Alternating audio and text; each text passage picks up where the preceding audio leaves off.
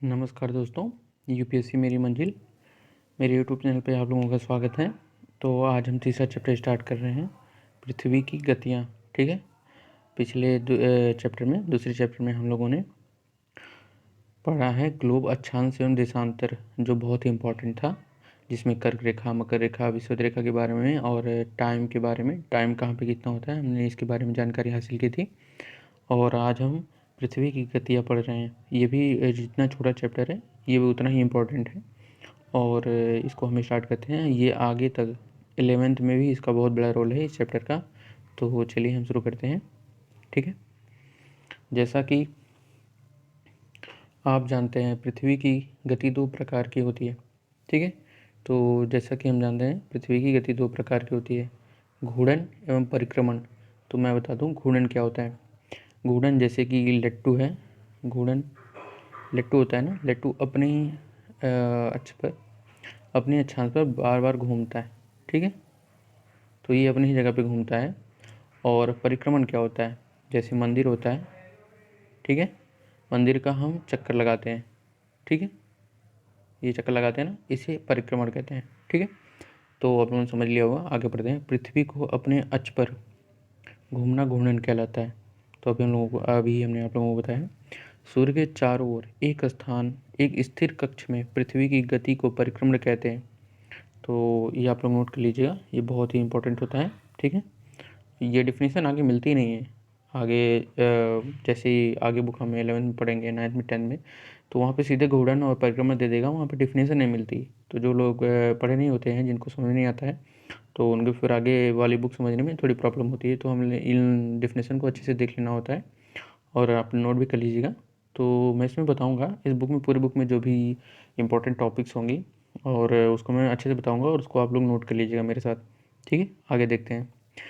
पृथ्वी का अक्ष एक काल्पनिक रेखा है, क्योंकि पृथ्वी का, जैसे ये सूर्य है, ये पृथ्वी का अक्ष है, यहाँ पे पृथ्वी घूमती है। तो ये अक्ष जो होता है, ये तो किसी कोई आदमी जाके यहाँ पे तो बनाएगा नहीं। तो ये काल्पनिक अक्ष हम लोगों ने मान लिया है। ठीक है, तो जो इसके कक्षीय सतह से 66.5 डिग्री झुकी हुई है। तो मैं बता दूं, जैसे कि ये पृथ्वी है। ठीक है, और ये है पैरेलल, और ये है लंबवत। ठीक है, तो ये जो पृथ्वी है ना, ये अपने अच्छे 66.5 डिग्री झुकी हुई है यहाँ पे। ठीक है, ये 66.5 डिग्री झुकी है। आगे है, मैं आप लोगों को दिखा देता हूँ।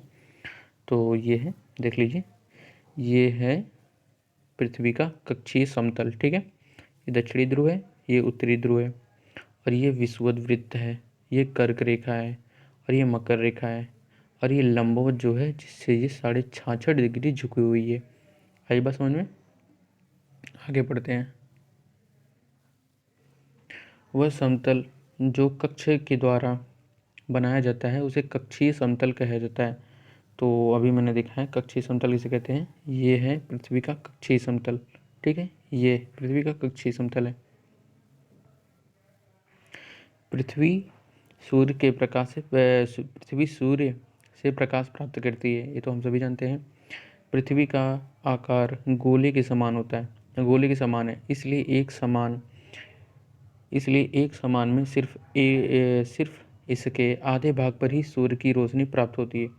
तो ये है सूर्य और ये है पृथ्वी, और ये इसके आधे भाग पर ही सूर्य का प्रकाश प्राप्त होता है, क्योंकि इधर तो प्रकाश जा नहीं पाता है, तो इसके आधे भाग पर ही प्रकाश प्राप्त होता है। ठीक है, सूर्य की ओर वाले भाग में दिन तथा दूसरे भाग में सूर्य, जो सूर्य से दूर है वहाँ पर रात होती है। तो ये हम सभी जानते हैं। तो ग्लोब पर वह वृत्त जो दिन तथा रात को विभाजित करता है उसे प्रदीप्त वृत्त कहते हैं। तो प्रदीप्त वृत्त आप लोग नोट कर लीजिएगा। प्रदीप्त वृत्त किसे कहते हैं, ये इंपॉर्टेंट होता है, कक्षीय समतल, प्रदीप्त वृत्त। तो इसको आप लोग नोट कर लीजिएगा। ठीक है, तो मैं बता दूं, ये जैसे सूर्य है, ठीक है, इसकी प्रकाश की किरणें पृथ्वी के आधे भाग पर पड़ती है। ये उत्तरी ध्रुव है, ये दक्षिणी ध्रुव है। ठीक है, तो ये प्रदीप्त वृत्त है, जो किसी अच्छे से मिलता नहीं, ना उत्तरी अच्छे से मिलता है, दक्षिणी ध्रुव। ठीक है, ये किसी अच्छे से नहीं मिलता है। इसमें दिया है आगे, यह वृत्त अक्ष के साथ नहीं मिलता है, जैसे कि आप चित्र में 3.2 में देख सकते हैं। पृथ्वी अपने कक्ष पर एक चक्कर पूरे करने में 24 घंटे, लगभग 24 घंटे का समय लगाती है। घूर्णन के समय काल को पृथ्वी दिन कहा जाता है। जैसे कि ये सूर्य है और ये पृथ्वी का जो है पथ है, और ये पृथ्वी जो है इस पे अपना पूरा एक चक्कर लगाने में जो समय लगाती है, पृथ्वी जो अपना ये पूरा चक्कर लगाने में जो समय लगाती है उसे पृथ्वी का 24 घंटे में जो समय लगाती है उसे पृथ्वी का दिन कहते हैं। ठीक है, ये पृथ्वी का दैनिक गति है। पूरा चक्कर लगाने में पृथ्वी को जो समय लगता है ये पृथ्वी की दैनिक गति है। ठीक है, आगे बढ़ते हैं।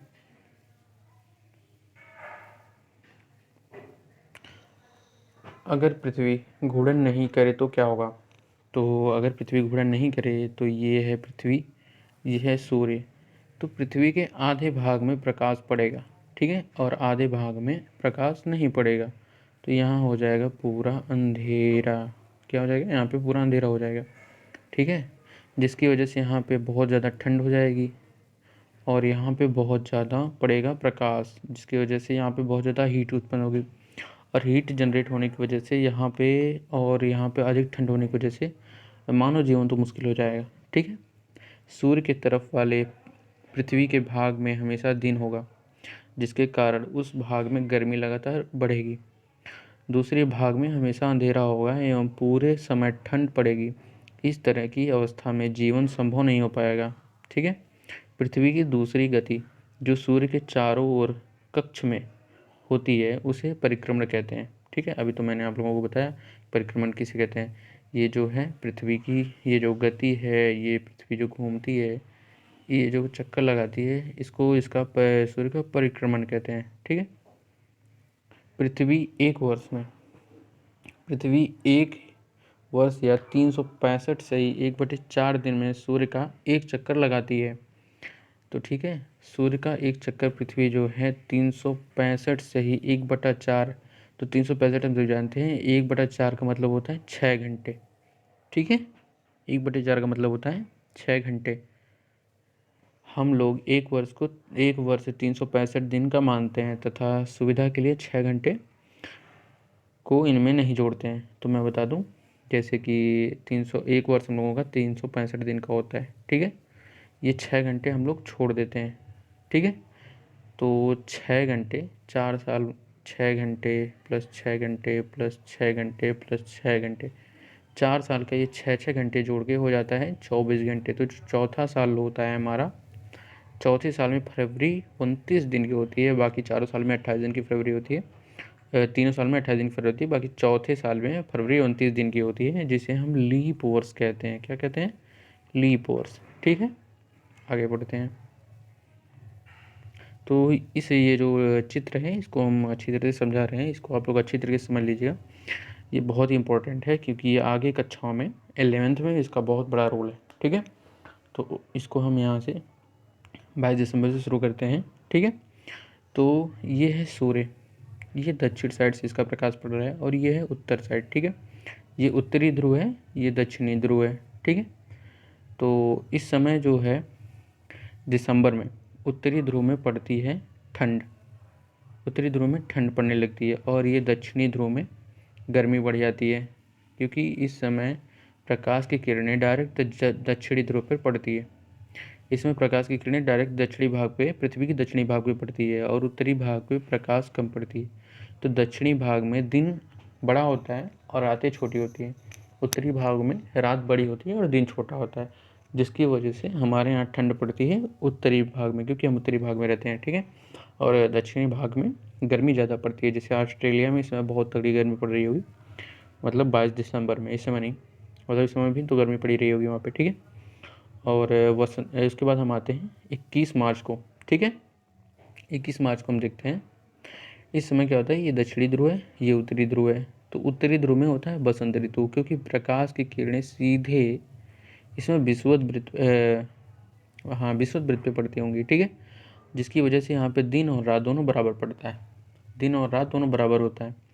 ठीक है, और इस समय जिसकी वजह से हमारे यहाँ उत्तरी गोलार्ध में बसंत ऋतु पड़ती है और दक्षिणी गोलार्ध में शीत ऋतु पड़ती है। ठीक है, तो आगे देखते हैं यहाँ पे ये होता है, इसकी वजह से ये दक्षिणी अयनांत कहते हैं। ठीक है, और ये उत्तरी अयनांत है यहाँ पे। तो इसको हम देखते हैं, ये पृथ्वी है और ये हमारा उत्तर का भाग है। तो इस समय जब 21 जून होगा तो जिनमें हमारे यहाँ गर्मियाँ बहुत बढ़ जाती हैं, क्योंकि हम उत्तर साइड में रहते हैं। तो इससे आप समझ सकते हैं कि उत्तर 21 जून में सूर्य के प्रकाश की किरणें उसमें कर्क रेखा पे लंबवत पड़ती हैं। ठीक है, 21 जून तक कर्क रेखा पे सूर्य की किरणें लंबवत पड़ती हैं, जिसकी वजह से उत्तरी भाग में गर्मी अधिक हो जाती है और दक्षिणी गोलार्ध में गर्मी कम पड़ती है, क्योंकि वहाँ पे ठंड पड़ती है। ठीक है, वहाँ पे शीत ऋतु होती है और उत्तरी गोलार्ध में ग्रीष्म ऋतु होती है। ठीक है, और उसके बाद आता है अगला, देखते हैं हम लोग ये 23 सितंबर वाला। 23 सितंबर में भी प्रकाश की किरणें विषुवत वृत्त पे सीधा पड़ती हैं। ठीक है, जिसकी वजह से यहाँ पे दिन रात बराबर हो जाते हैं। दिन रात बराबर होने की वजह से उत्तरी ध्रुव पर शरद ऋतु होती है और वसंत ऋतु दक्षिणी ध्रुव पर होती है। आगे बात समझ में? तो आगे हम पढ़ते हैं। और एक चीज़ मैं इसमें आप लोगों को और बता देता हूँ जो बहुत ही इंपॉर्टेंट है, आगे क्लास 11th वाली बुक में मैंने पढ़ रखा है, तो सोचा आप लोगों को बता दूँ। ये सूर्य है, ठीक है, और ये है हमारी पृथ्वी का पथ। लेकिन ये पथ इस तरह कुछ है, ये बराबर नहीं है। यहाँ की दूरी और यहाँ की दूरी में अंतर है, यहाँ की दूरी कम है और यहाँ की दूरी ज़्यादा है। तो इससे क्या होता है ना, हमारे यहाँ दिसंबर में ठंड पड़ती है और दिसंबर में यहाँ ऑस्ट्रेलिया में, जो ऑस्ट्रेलिया सूर्य के सबसे करीब हो जाता है, इस समय सूर्य के प्रकाश की किरणें ऑस्ट्रेलिया पे बहुत तगड़ी पड़ती हैं। तो यहाँ पे गर्मी बहुत ज़्यादा होती है, यहाँ पे हीट बहुत ज़्यादा होती है। तो आप लोगों ने सुना होगा कि ऑस्ट्रेलिया के जंगलों में आग लग जाती है। और जब यहाँ पे आता है सूर्य, जब प्रकाश उत्तरी गोलार्ध पर डायरेक्ट पड़ता है कर्क रेखा पे, तो ये हम लोग बहुत दूर हो जाते हैं सूर्य से। दूरी मुझे पता याद नहीं इस समय। तो इस समय हम लोग बहुत दूर हो जाते हैं, जिसकी वजह से यहाँ पे गर्मी कम पड़ती है और इस वजह से यहाँ पे ऑस्ट्रेलिया में ठंड भी बहुत ज़्यादा पड़ती है और गर्मी बहुत ज़्यादा पड़ती है। आई बात समझ में? आई होप आप लोग समझ लिए होंगे। अब आगे देखते हैं। ठीक है, 4 वर्षों में प्रत्येक वर्ष के बचे हुए 6 घंटे मिलाकर एक दिन यानी 24 घंटे के बराबर होता है। इसके अतिरिक्त दिन को फरवरी के महीने में जोड़ दिया जाता है। इस प्रकार प्रत्येक चौथा वर्ष फरवरी का 28 के बदले 29 का हो जाता है। अभी मैंने बताया आप लोगों को। ऐसे वर्ष को जिनमें 366 दिन होते हैं उसे लीप वर्ष कहा जाता है। ठीक है,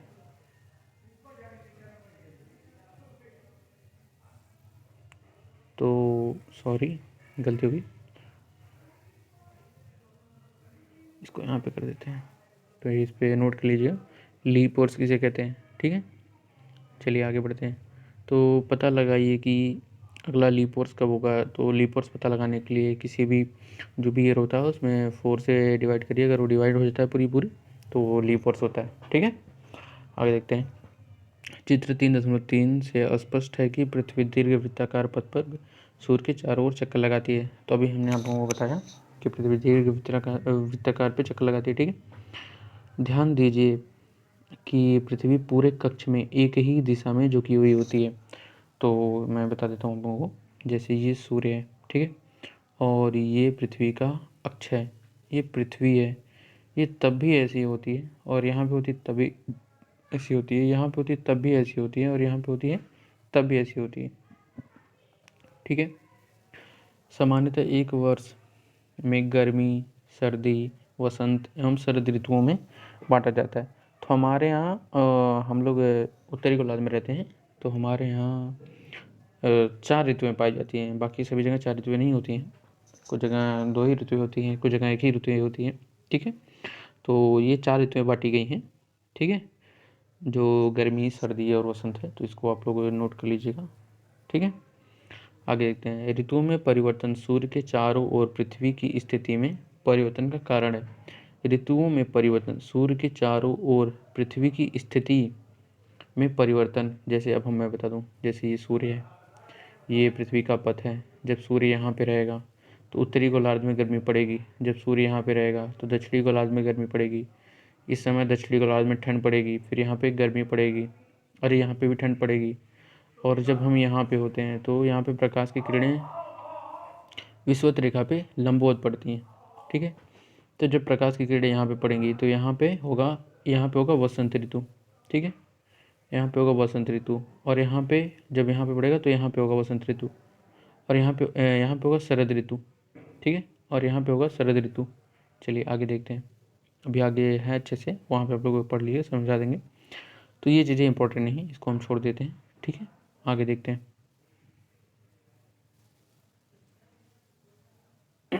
चलिए, चित्र 3.3 में आप देखे हैं कि 21 जून को, ठीक है, 21 जून को उत्तरी गोलार्ध सूर्य की तरफ झुका हुआ होता है, ठीक है। उत्तरी गोलार्ध सूर्य की तरफ झुका हुआ होता है। जैसे कि मैं बता दूं, 21 जून को ये सूर्य है और ये पृथ्वी का पथ है। तो 21 जून को ये होता है, ये उत्तरी ध्रुव है और ये दक्षिणी ध्रुव है। ये उत्तरी है, ठीक है, ये दक्षिणी है। तो ये सूर्य की तरफ झुका हुआ होता है, जिसकी वजह से यहाँ से प्रकाश की किरणें सीधा इस पे पड़ती हैं, जिसकी वजह से यहाँ पे गर्मी होती है और यहाँ पे ठंड होती है, ठीक है। इस ध्रुव पे ठंड होती है और ये ध्रुव इसके सूर्य की तरफ झुके होने की वजह से यहाँ पे लगातार 6 महीने सूर्य के प्रकाश की किरणें पड़ती हैं और यहाँ पे लगातार 6 महीने सूर्य के प्रकाश की किरणें नहीं पड़ती हैं, ठीक है। जिसकी वजह से यहाँ पे लगातार 6 महीने दिन होता है, ठीक है। आगे देखते हैं।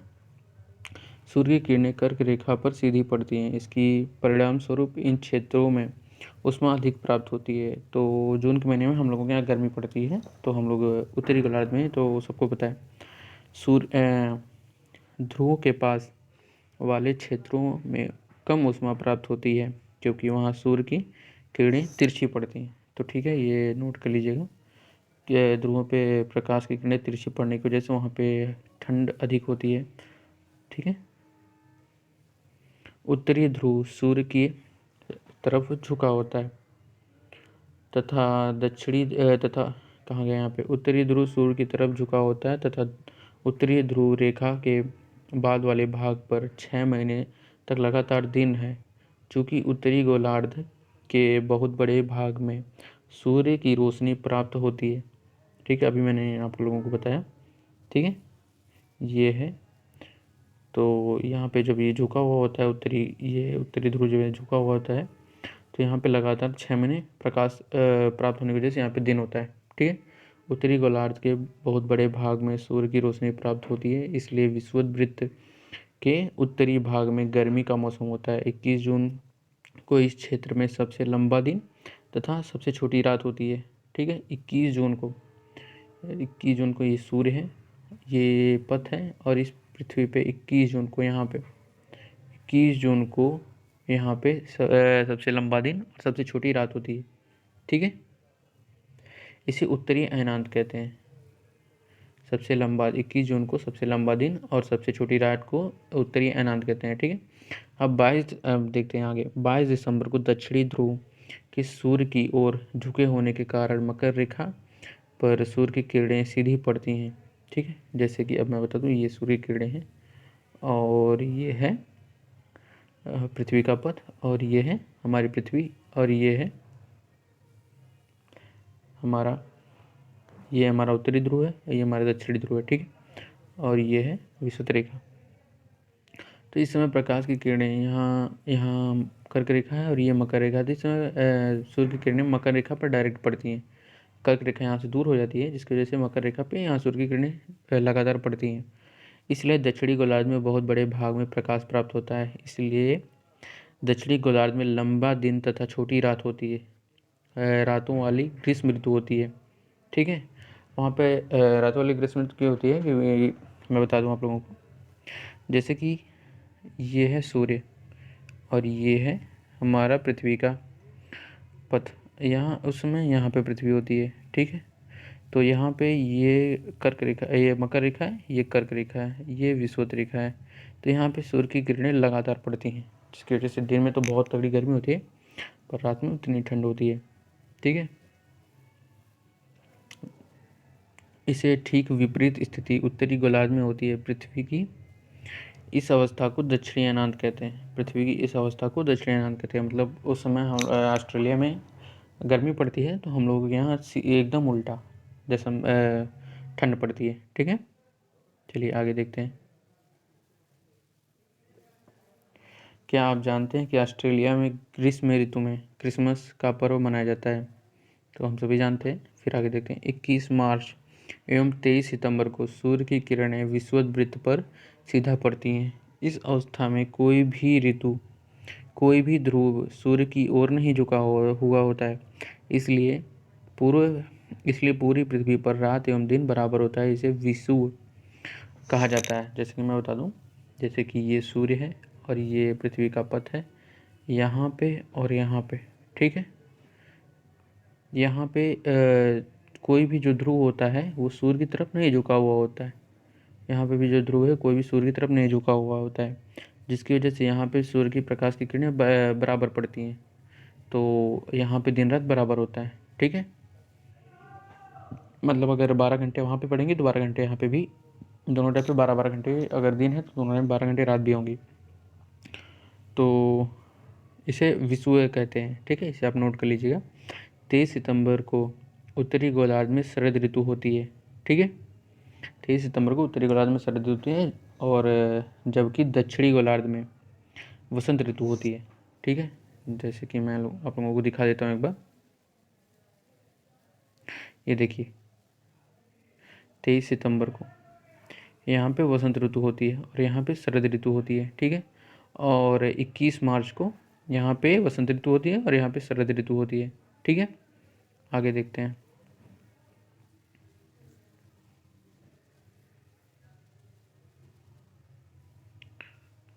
इस प्रकार स्पष्ट है कि पृथ्वी के घूर्णन एवं परिक्रमण के कारण ही दिन एवं रात तथा ऋतु में परिवर्तित होती है। तो हम लोगों ने समझ लिया कि दिन और रात क्यों परिवर्तित होती है, ठीक है। आगे हम लोग अगला, ये चैप्टर खत्म हो गया है तो हम लोग क्वेश्चन आंसर देख लेते हैं।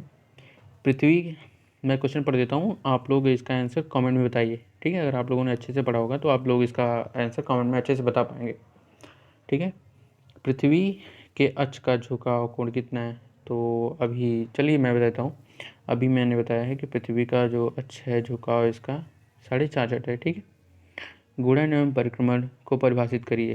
तो घूर्णन क्या होता है? जैसे लट्टू होता है अपने ही अक्ष पे बार बार, अपने ही दूरी पर बार बार घूमता रहता है, इसे इसका घूर्णन कहते हैं। और परिक्रमण क्या है कि जैसे कोई मंदिर है तो इसमें हम लोग परिक्रमा करते हैं ना, मंदिर की परिक्रमा करते हैं, तो इसे परिक्रमण कहते हैं, ठीक है। लीप वर्ष क्या है? 4 सालों बाद 4 सालों बाद जो 4-6 साल में जो 6-6 घंटे जोड़े जाते हैं तो ये 24 हो जाता है, तो उसमें फरवरी 29 की हो जाती है, ठीक है। उसे लीप वर्ष कहते हैं।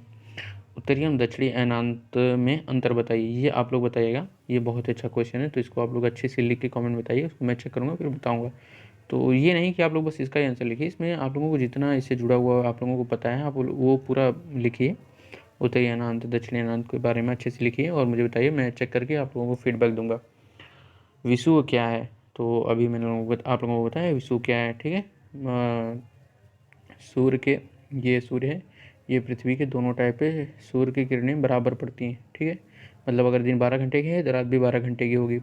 तो इस समय यहाँ पे बसंत ऋतु ऊपर होती है और यहाँ पे बसंत ऋतु नीचे होती है, ठीक है। यहाँ पे भी शीत ऋतु होती है और यहाँ पे भी शीत ऋतु होती है, तो इसे ही विषुव कहा जाता है, ठीक है। दक्षिणी गोलार्ध में उत्तरी गोलार्ध की अपेक्षा उत्तरी एवं दक्षिणी अयनांत अलग अलग समय में क्या होता है? तो ये अच्छा है, ये अच्छा क्वेश्चन है, तो इसको आप लोग कमेंट बॉक्स में अच्छी तरह लिख के मुझे बताइए, ठीक है। ध्रुवों पर लगभग 6 महीने का दिन एवं 6 महीने की रात क्यों होती है? तो अभी मैंने बताया ध्रुवों पर 6 महीने की रात और 6 महीने के दिन क्यों होते हैं। ये पृथ्वी है और ये है हमारी पृथ्वी और ये झुकी हुई है इस तरीके से, ठीक है। तो यहाँ पे जब उत्तरी ध्रुव है जो, ये सूर्य की तरफ झुका हुआ है, जिसकी वजह से यहाँ पे प्रकाश की किरणें लंबवत पड़ेंगी, अधिक लंबवत नहीं तिरछी पड़ेंगी और अधिक समय तक पड़ेंगी, जिसकी वजह से यहाँ पे 6 महीने रात और 6 महीने इस पे दिन होता है, ठीक है। चलिए इसी वजह से मैं अपना चैप्टर समाप्त करता हूँ और सबको धन्यवाद। अगर ये मेरी वीडियो आप लोगों को अच्छी लगी है तो प्लीज़ सब्सक्राइब करिएगा और लाइक करिए, और ये क्वेश्चन का आंसर आप लोग कमेंट बॉक्स में ज़रूर बताइएगा, मैं उसको चेक करूँगा। और प्लीज़ इसको ढेर सारा शेयर करिए, तो मेरा भी ये न्यूज़ चैनल है तो प्लीज़ आप लोग मुझे सपोर्ट करिए, और सभी को धन्यवाद।